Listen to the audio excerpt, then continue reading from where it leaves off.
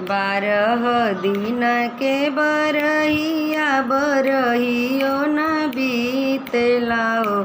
ललना खिड़की के राहे पियवा झाँकेलो देखत मोहिया लागेला हो ललना खिड़की के राहे पियवा झाँकेला देखत मोहिया लागेला हो मचियाई बैठल तूहू सासु त सासु बढ़ोई तीनी हो सासु धोइल ना हमरो होरिलवा पिया के मनवा राखबो राम रसोइया तू तीन बढ़ई तीनी हो एगो तीन धोइल ना हमरो होरिलवा पिया के मनवा राखबो सुपली खेलत तू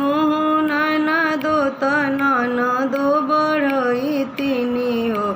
ननद धोइल ना हमरो होरिलवा पिया के मनवा राखबो लेइब ए भाभी लेइब बबुआ खेला हो ए भाभी का देबू हमरा के ने गवाबी हंसी घरवा जा बर हंसी घरवा जाइब ए भाभी का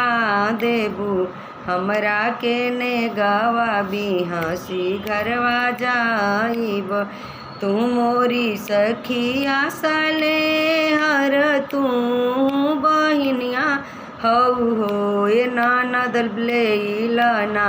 सबरे गहनवा पिया के मनवा राखबो ए ननद लेइल ना सबरे गहनवा हंसी घरवा जाऊ ना।